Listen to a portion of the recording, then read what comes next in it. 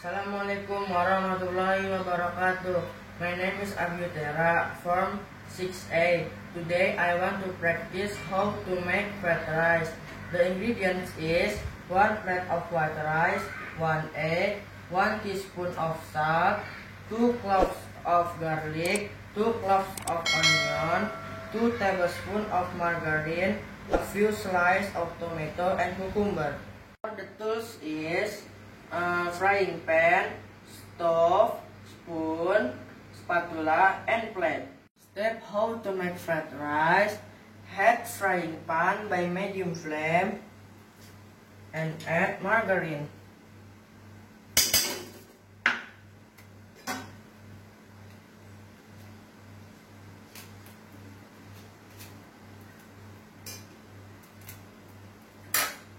And add the onion and garlic.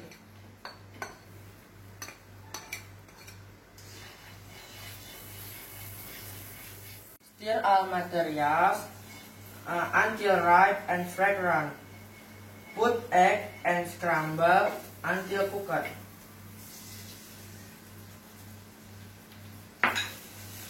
Use spatula to stir until evenly cooked. Put white rice and stir until mixed with all ingredients.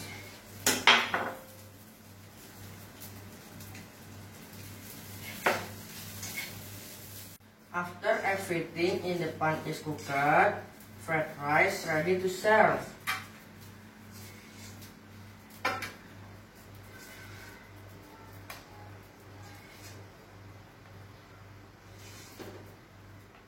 And you can decorate with the sliced tomatoes and cucumber.